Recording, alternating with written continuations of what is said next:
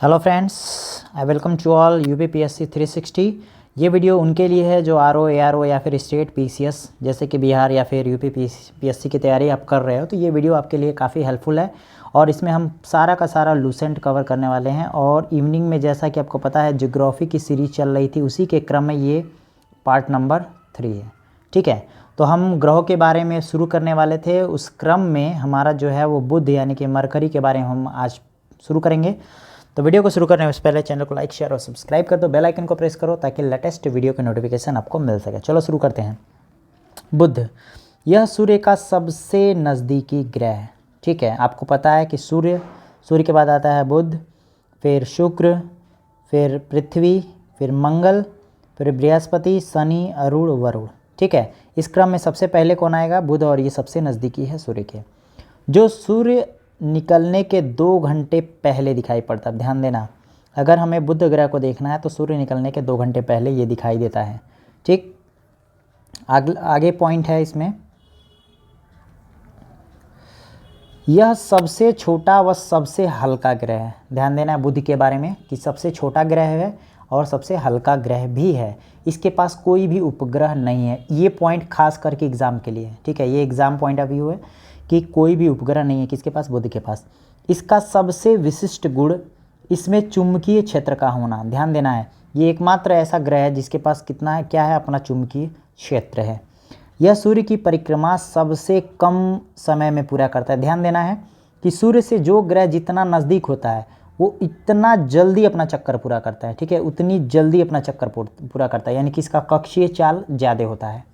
ठीक है, अर्थात सौर मंडल का सर्वाधिक कक्षीय गति वाला ग्रह है। ठीक है, जितना कम समय लेगा यानी उतनी ज़्यादा गति से चल रहा है, तो सबसे सर्वाधिक कक्षीय गति मतलब ये ऐसे घूम रहा है, बहुत तेज़ी से घूम रहा है। ठीक है, तो बुध के बारे में इतना इन्फॉर्मेशन यहाँ से मिल चुका है।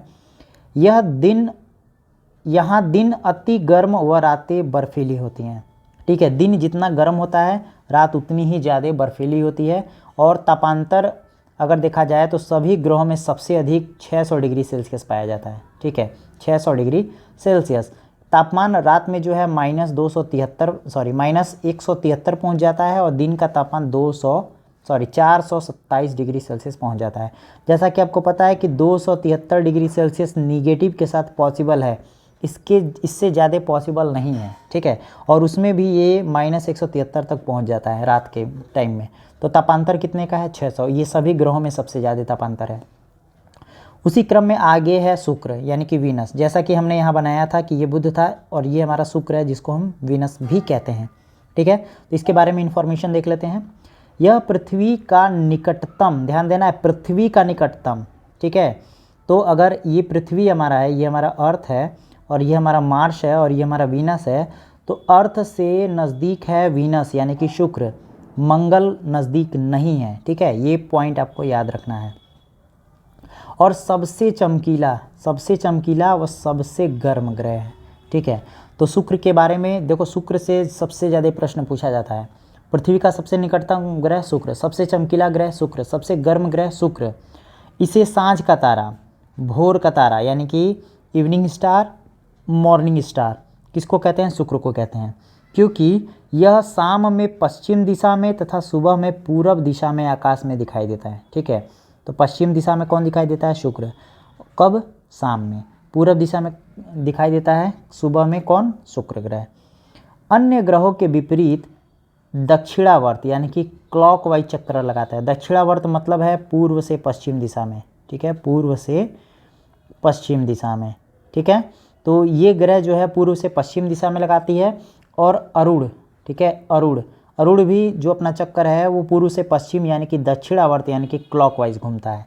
ठीक है, तो 2 ग्रह हैं 8 ग्रहों में, शुक्र और अरुण, जो दक्षिणावर्त यानी कि पूर्व से पश्चिम दिशा में घूमते हैं। बाकी सभी कौन किधर से? पश्चिम से पूरब की ओर घूमते हैं। इसे पृथ्वी की भगिनी ग्रह भी कहते हैं। ठीक है, तो देखो कितने इन्फॉर्मेशन मिला।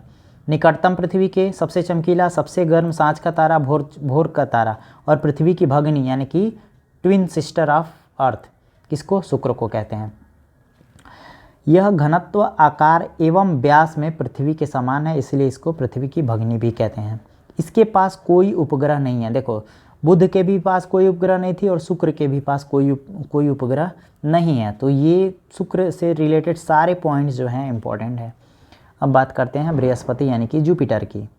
बृहस्पति यह सौर मंडल का सबसे बड़ा ग्रह है। ध्यान देना, सबसे बड़ा ग्रह कौन है? बृहस्पति। सबसे छोटा और हल्का ग्रह शुक्र, ठीक है। सबसे चमकीला ग्रह, सबसे छोटा और हल्का ग्रह जो है वो है बुध, सबसे चमकीला ग्रह है शुक्र और सबसे बड़ा ग्रह है बृहस्पति।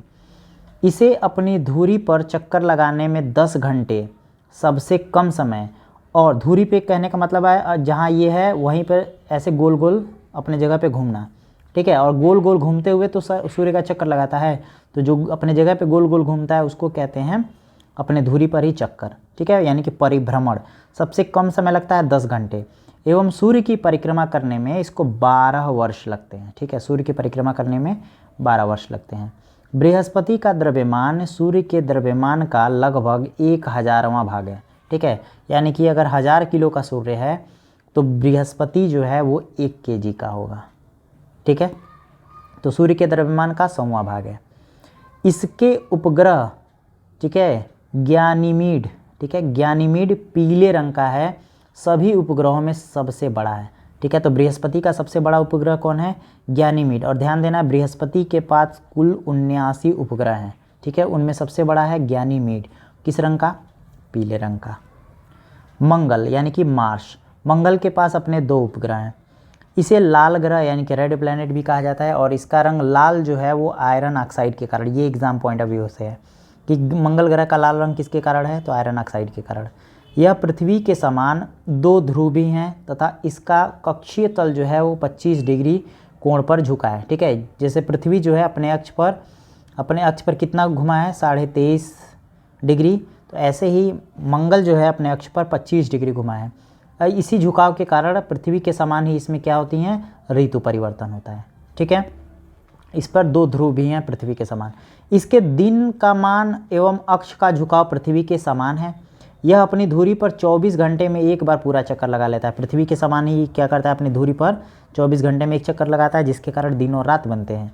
इसके 2 उपग्रह हैं, फोबोस और डीमोस, ठीक है। फोबोस और डीमोस, ध्यान देना है, फोबोस और डीमोस। और जो हमारे बृहस्पति का सबसे बड़ा ग्रह था ज्ञानीमीड, ठीक है। ज्ञानीमीड सबसे बड़ा उपग्रह है। टोटल उपग्रह उसके पास कितने थे? 79। और मंगल के पास कितने उपग्रह हैं? 2, फोबोस और डीमोस। सूर्य की परिक्रमा करने में इसे कुल 687 दिन लगते हैं, लगभग पृथ्वी से 2 गुना टाइम, ठीक है, 687 दिन।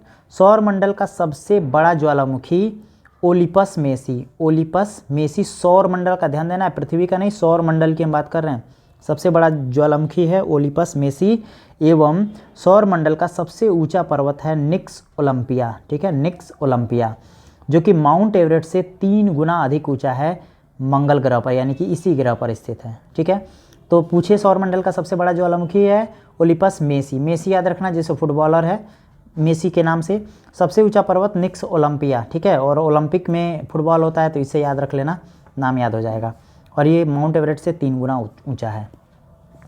मार्स ओडेसी नामक कृत्रिम उपग्रह से मंगल पर बर्फ छत्रकों और हिम शीतित जल की उपस्थिति की सूचना मिली है। इसलिए पृथ्वी के अलावा यह एकमात्र ग्रह है जिस पर जीवन संभव व्यक्त की जाती है। 6 अगस्त 2012 नासा का मार्स क्यूरोसिटी रोवर नामक अंतरिक्ष यान मंगल पर गेल क्रेटर नामक स्थान पर पहुंचा। तो नासा का जो मार्स क्यूरोसिटी रोवर था कहाँ उतरा था? गेल क्रेटर के नाम पर। यह मंगल पर जीवन की संभावना तथा उसके वातावरण का अध्ययन कर रहा है। ये कब गया था? तो 6 अगस्त सन 2012। इसरो के द्वारा, यानी कि भारतीय अंतरिक्ष अनुसंधान संस्था इसरो के द्वारा अपना मंगलयान यानी कि मार्स ऑर्बिट मिशन, जिसको शॉर्ट में मॉम कहते हैं, ये भेजा गया था 5 नवंबर 2013 को। ध्यान देना, ये 12 में भेजा गया था नासा के द्वारा और इंडिया के द्वारा 2013 में। ये था 6 अगस्त, ये था 5 नवंबर। श्रीहरिकोटा आंध्र प्रदेश से ध्रुवीय अंतरिक्ष प्रक्षेपण यान, जिसको हम कहते हैं PSLV C-25, इसी से प्रक्षेपित किया गया था। यह भारत का पहला अंतर्ग्रही अभियान है। इसरो सोवियत अंतरिक्ष कार्यक्रम नासा और यूरोपियन अंतरिक्ष एजेंसी के बाद चौथी ऐसी एजेंसी है जिसने मंगल ग्रह के लिए अपना अंतरिक्ष यान भेजा है। ठीक है, तो ये कामयाबी बहुत ही यूनिक है। शनि ग्रह के बारे में जान लेते हैं। सैटर्न, शनि ग्रह के पास ध्यान देना है टोटल 82 उपग्रह हैं। ठीक है, टोटल 82 उपग्रह है नवीनतम आंकड़ों के अनुसार। यह आकार में दूसरा सबसे बड़ा ग्रह है। देखो बृहस्पति सबसे बड़ा है, उसके बाद से शनि ग्रह है। इसकी विशेषता है कि इसके तल के चारों ओर वलय होना, यानी कि छल्ले होना। मोटी प्रकाश वाली कुंडली को वलय कहते हैं।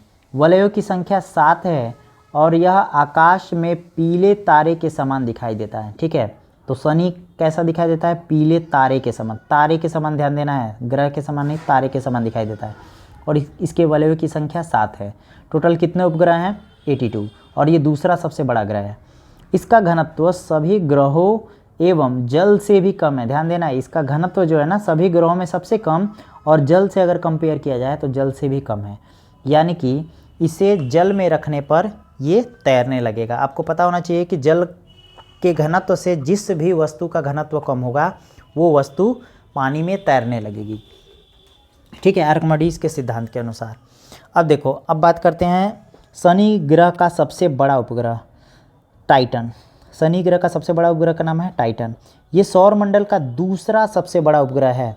ठीक है, और गैनीमीड जो है ये बृहस्पति का सबसे बड़ा उपग्रह है और पूरे सौर मंडल का सबसे बड़ा उपग्रह भी है। दूसरा है टाइटन जो कि शनि का सबसे बड़ा है लेकिन सौर मंडल का दूसरा सबसे बड़ा है। यह आकार में बुध के बराबर है। देखो बुध जो हमारा ग्रह है और वो सबसे छोटा ग्रह है, उसके बराबर है टाइटन। टाइटन की खोज सन 1665 ईस्वी में डेनमार्क के खगोलशास्त्री थे क्रिश्चियन हाइजोन। ठीक है, क्रिश्चियन हाइजोन इन्होंने की। यह एकमात्र ऐसा उपग्रह है जिसकी पृथ्वी जैसी स्वयं का सघन वायुमंडल है। ध्यान देना, अगर प्रश्न पूछ दे कि कौन सा ऐसा उपग्रह है जिस पर पृथ्वी के समान वायुमंडल है, तो आपको बताना है टाइटन। और ये किसका उपग्रह है? शनि का सबसे बड़ा उपग्रह है। ठीक है, टाइटन। देखो मिलता जुलता नाम आएगा इसलिए नाम क्लियर होना चाहिए। ये नाम है टाइटन। फोबे नामक शनि का उपग्रह इसकी कक्षा में घूमने के विपरीत दिशा में परिक्रमा करता है। देखो शनि जो है वो पश्चिम से पूरब की तरफ घूमता है। ठीक है, पश्चिम से पूर्व की तरफ। और जो फोबे एक उपग्रह है शनि का ही, ये पूरब से पश्चिम की तरफ घूमता है। ठीक है, इसके विपरीत दिशा में। अब बात करते हैं यूरेनस यानी कि अरुण के बारे में। यह आकार में तीसरा सबसे बड़ा ग्रह है। ठीक है, तीसरा सबसे बड़ा ग्रह है। इसका तापमान लगभग -215 डिग्री सेल्सियस। देखो 273 ऋणात्मक के साथ पॉसिबल है। ठीक है, और जो हमारा शुक्र ग्रह है, सॉरी बुध ग्रह है, बुध ग्रह पर -173 डिग्री पॉसिबल है न्यूनतम। ठीक है, लेकिन अरुण पर -215 डिग्री सेल्सियस है। इसकी खोज 1781 में विलियम हर्शल द्वारा की गई। इसके चारों ओर 9 वलय हैं। देखो शनि पे कितने वलय थे? शनि पे 7 वलय थे और इस पे 9 वलय हैं। 5 वलयों के नाम रख दिया गया है, अल्फ़ा, बीटा, गामा, डेल्टा और इप्सिलॉन। ठीक है, इप्सिलॉन। यह अपने अक्ष पर पूर्व से पश्चिम की ओर, देखो ये भी पूर्व से पश्चिम है, बाकी सभी ग्रह पश्चिम से पूर्व हैं, लेकिन शुक्र और अरुण किधर से हैं? पूरब से पश्चिम, और इसको दक्षिणावर्त भी करते हैं यानी कि क्लॉकवाइज घूमती है, जबकि अन्य ग्रह पश्चिम से पूरब की ओर यानी कि वामावर्त में घूमते हैं। यहाँ सूर्योदय पश्चिम की ओर होता है। देखो जब पृथ्वी का उल्टा घूमेगा तो सूर्योदय भी उल्टा होगा। पश्चिम एवं सूर्यास्त पूरब की ओर होता है।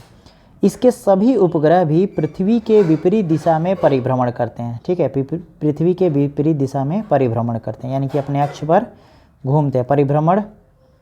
परिक्रमण यानी कि चारों ओर घूमना, परिभ्रमण यानी अपने जगह पर घूमना।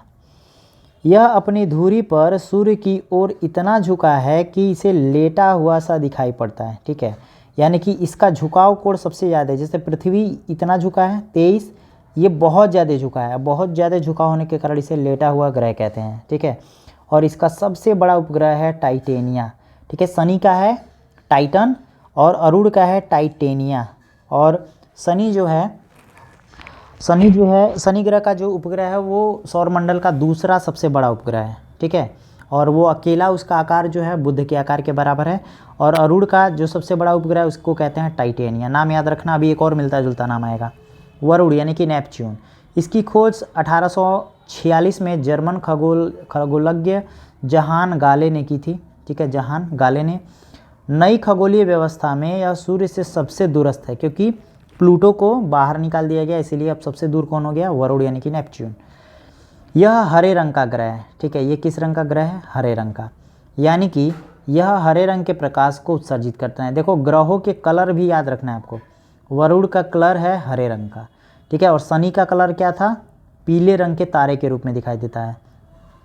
इसके चारों ओर अति शीतल मीथेन के बादल छाया हुआ है। तो पूछ सकता है वरुण के चारों ओर कौन सा गैस के बादल है, तो मीथेन के बादल है। किस रंग का है, हरे रंग का है। ठीक है, इसके उपग्रहों में टाइटन प्रमुख है। ठीक है, इसका उपग्रह कौन है, टाइटन, ध्यान देना है, टाइटन प्रमुख है। और वरुण के उपग्रहों की संख्या है 14। अरुण का मैं नहीं बताया हूँ अभी, अरुण का याद कर लो आप, 27 उपग्रह हैं। ठीक है, अरुण के 27 उपग्रह हैं और वरुण के 14 उपग्रह हैं, जिसमें ट्राइटन है, सॉरी ये टाइटन नहीं है, ट्राइटन। देखो शनि का है टाइटन, ठीक है, अरुण का है टाइटेनिया और वरुण का है ट्राइटन। पृथ्वी, यह आकार में 5वां सबसे बड़ा ग्रह है। देखो ये क्रम भी याद रखना है, 5वां सबसे बड़ा ग्रह। सबसे पहला था बृहस्पति, उसके बाद था शनि, उसके बाद है पृथ्वी। पृथ्वी अक्ष उसके तल पर बने लंब से 23.5 डिग्री झुका हुआ है। दूसरे शब्दों में पृथ्वी का अक्ष अपने पृथ्वी कक्षा तल से 66.5 डिग्री कोण बनाता है। देखो ये है पृथ्वी का कक्षीय तल, ठीक है, और ये पृथ्वी का मुख्य अक्ष है। इससे देखो, अगर इससे देखेंगे तो ये 66.5 डिग्री होगा, लेकिन अगर लंबवत तल से देखेंगे तो 23.5 डिग्री होगा। ठीक है, यह सौर मंडल का एकमात्र ग्रह है जिस पर जीवन है और इसका एकमात्र उपग्रह भी चंद्रमा है। इसका विषुवत व्यास कहने का मतलब है जो ये वाली रेखा है। ठीक है, इसकी लंबाई जो है यानी कि व्यास जो है 12,756 किमी है। और ध्रुवीय व्यास, देखो ध्रुवीय व्यास कहने का मतलब है, मैं इसको मिटा देता हूँ। ध्रुवीय व्यास कहने का मतलब है, अगर हम यहाँ से एक लाइन ऐसे ड्रॉ करते हैं, ठीक है, इसको ध्रुवीय व्यास, क्योंकि पृथ्वी कुछ ऐसा दिखने में, ये ध्रुवी ये विषुवत। ध्रुवीय व्यास जो है वो 12,713.6 किलोमीटर है। दोनों व्यासों का अंतर देखा जाए तो 43 किमी होगा। ये प्रश्न बन सकता है। ठीक है, ध्रुवीय विस्तार और विषुवतीय विस्तार यानी कि व्यास की तरफ से कितने का अंतर है, तो 43 डिग्री सेल्सियस। अगर हम औसत व्यास की बात करें तो 12,742 किमी आपको याद रखना है, ये आपको याद रखना है। ठीक है, इन दोनों के बजाय आप 12,742 किमी पृथ्वी का औसतन व्यास याद करोगे। ठीक है, और इसकी गणना सर्वप्रथम किसने की थी, तो इरेटास्थनीज ने की थी। किसने की थी, इरेटास्थनीज ने। सूर्य से पृथ्वी की औसतन दूरी 149.6 मिलियन किमी है। ठीक है, मिलियन का मतलब होता है, 1 मिलियन मतलब होता है 10 लाख। ठीक है, 10 लाख यानी कि 10 पे घात 6। ठीक है, तो 1149 इंटू 6 इंटू 10⁻6 किमी मान सकते हो इसको, या मिलियन किमी भी कह सकते हो। ठीक, यह अपने अक्ष पर पश्चिम से पूरब 1610 किमी प्रति घंटे की चाल से 23 घंटे 56 मिनट और 4 सेकंड में एक चक्कर पूरा करता है। देखो ये सूर्य है, ठीक है, और ये पृथ्वी ऐसे चक्कर लगा रहा है, तो इसकी चाल जो है वो 1610 किमी प्रति घंटा है, सेकंड नहीं है, प्रति घंटा है। ठीक, और ये एक चक्कर पूरा करने में 23 घंटे 56 मिनट 4 सेकंड में एक चक्कर पूरा कर लेती है। पृथ्वी की इस गति को घूर्णन या फिर दैनिक गति भी कहते हैं, क्योंकि इसी के कारण दिन और रात बनते हैं, इसी गति से दिन रात होते हैं, इसीलिए दैनिक गति या घूर्णन गति कहते हैं। पृथ्वी को सूर्य की एक परिक्रमा पूरा करने में कुल 365 दिन 5 घंटे और 48 मिनट 46 सेकंड लगते हैं, यानी कि करीब 365 दिन 6 घंटे। ठीक है, अगर 5 को इसके साथ जोड़ दिया जाए तो करीब करीब 6 घंटे का समय लगता है। ठीक है, और यही 6 घंटे 4 वर्ष में 6 चौके 24 घंटा देता है, जो कि एक दिन बन जाता है, जिसको हम फरवरी में जोड़कर 29 दिन बना लेते हैं हर चौथे साल पे। ठीक है, और उस साल को हम क्या कहते हैं, लीप वर्ष कहते हैं। समयावधि के दौरान परिक्रमा पूरी करने में पृथ्वी का माध्य वेग लगभग 30 किमी प्रति सेकेंड यानी कि 29.8 किमी सेकेंड से सूर्य के चतुर्दिक पृथ्वी के इस परिक्रमण को पृथ्वी का वार्षिक गति कहते हैं। ठीक है, एक चीज़ मैं क्लियर करना चाहता हूँ, मैंने मिस्टेक कर दिया है। देखो, पृथ्वी अपने अक्ष पर घूमता है, इसको घूर्णन कहते हैं, और ये 23 घंटे 56 मिनट 4 सेकंड में पूरा करता है। लेकिन जो सूर्य के चारों ओर ऐसे घूमता है, इसको कहते हैं परिक्रमण, और ये 365 दिन 5 घंटे 48 मिनट और 46 सेकंड में पूरा करता है। ठीक है, यानी कि 365 दिन 6 घंटा हम मान सकते हैं। ठीक, और ये जो चाल होगी ये होती है 29.8 किमी प्रति सेकंड, और जो घूर्णन वाली चाल होती है वो होती है 1610 किमी प्रति घंटा। ठीक है, तो ये चीज़ें मेरे ख्याल से आपको क्लियर हो गई होंगी। परिक्रमण, इसी को वार्षिक गति कहते हैं, यानी एक चक्कर पूरा करने में जितना टाइम लगेगा उसको क्या कहते हैं, परिक्रमण या फिर वार्षिक गति। पृथ्वी को सूर्य की एक परिक्रमा करने में लगे समय को सौर वर्ष कहते हैं। ठीक है, अभी हमने ब्रह्मांड वर्ष या कॉस्मिक ईयर भी पढ़ा था। सूर्य को अपने मंदाकिनी का एक चक्कर पूरा करने में जितना समय लगता है उसको कॉस्मिक ईयर कहते हैं, और पृथ्वी को परिक्रमा करने में जितना टाइम लगता है उसको सौर वर्ष कहते हैं। प्रत्येक सौर वर्ष कैलेंडर वर्ष से लगभग 6 घंटा बढ़ जाता है, जिससे हर चौथे वर्ष में लीप वर्ष बनकर समायोजित किया जाता है। ये मैंने अभी समझाया आपको। लीप वर्ष 366 दिन का हो जाता है, वैसे तो 365 दिन का होता है, लेकिन अब 366 दिन का हो जाता है, जिसके कारण फरवरी माह 28 के स्थान पे 29 दिन के होते हैं। पृथ्वी पर ऋतु परिवर्तन, ध्यान देना है, ऋतु परिवर्तन क्यों होता है। ऋतु परिवर्तन इसकी अक्ष से झुके होने के कारण होती है। ये डायरेक्ट प्रश्न है, क्वेश्चन। ठीक है, तो ऋतु परिवर्तन किसके कारण होता है, तो अक्ष पर झुके होने के कारण। वह सूर्य के सापेक्ष इसकी स्थिति में परिवर्तन यानी कि वार्षिक गति के कारण। अब ध्यान देना, सूर्य के सापेक्ष इसकी स्थिति में परिवर्तन यानी कि वार्षिक गति के कारण होती है। वार्षिक गति के कारण ही पृथ्वी पर दिन रात छोटा और बड़ा होता है। ठीक है, जैसे ये हमारा पृथ्वी है, ये सूर्य है, जब इस तरह की गति होती है तो इसी के कारण दिन बड़ा और छोटा भी होता है। ठीक है, आकार व बनावट की दृष्टि से पृथ्वी शुक्र के समान है, तभी तो शुक्र को पृथ्वी की भगिनी यानी कि ट्विन सिस्टर कहते हैं। जल की उपस्थिति के कारण इसे नीला ग्रह भी कहते हैं। सूर्य के बाद पृथ्वी के सबसे निकट का तारा है प्रोक्सिमा सेंचुरी। ठीक है, ध्यान देना है, सूर्य के बाद पृथ्वी का सबसे निकटतम तारा है प्रोक्सिमा सेंचुरी, जो कि अल्फा सेंचुरी समूह का एक तारा है। ध्यान देना है, जैसे हमारा मंदाकिनी है आकाशगंगा, ठीक है, वैसे ही अल्फा सेंचुरी समूह का तारा है प्रोक्सिमा सेंचुरी। ठीक है, और ये पृथ्वी का निकटतम तारा है सूर्य के बाद। यह पृथ्वी से करीब 4.22 प्रकाश वर्ष दूरी है। और प्रकाश वर्ष मैंने बताया था क्या है, दूरी का मात्रक है। प्रकाश एक वर्ष में जितना दूरी तय करती है उस दूरी को प्रकाश वर्ष कहते हैं। 24 अगस्त 2006 को अंतर्राष्ट्रीय खगोल विज्ञान संघ यानी कि IAU की प्राग यानी कि चेक गणराज्य में बैठक में खगोल विज्ञानियों ने प्लूटो को ग्रह का दर्जा खत्म कर दिया, क्योंकि इसकी कक्षा वृत्ताकार नहीं है और यह वरुण की कक्षा से होकर गुजरती है। ठीक है, और चूंकि शर्त रखी गई थी कि कोई ग्रह तभी होगा जब दूसरे की कक्षा का अतिक्रमण ना करे, और ये वरुण की कक्षा का क्या कर रही थी, अतिक्रमण कर रही थी। नई खगोलीय व्यवस्था में प्लूटो को बौना ग्रह की श्रेणी में रख दिया गया। ठीक है, जैसे सेरस 2003, UB 313 और हमारा प्लूटो ये बौने ग्रह की श्रेणी में थी। यह सूर्य का भी निकटतम तारा है। ध्यान देना, सूर्य का भी निकटतम तारा है।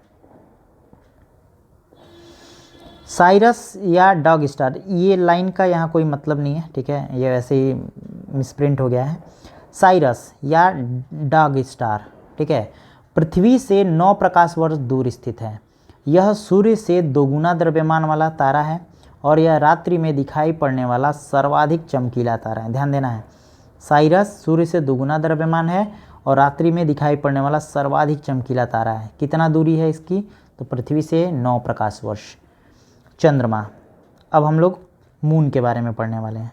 ठीक है, तो 1 मिनट, हाँ ठीक है, तो मेरे ख्याल से वीडियो काफ़ी लंबा हो जाएगा, तो हम लोग चंद्रमा को अगले वीडियो में पढ़ने वाले हैं। धूमकेतु, ये सब पुच्छल तारे वगैरह जो होंगे उसको हम लोग अगले वीडियो में पढ़ेंगे। तो उम्मीद करता हूँ कि ये वीडियो काफ़ी पसंद आया होगा। तो मिलते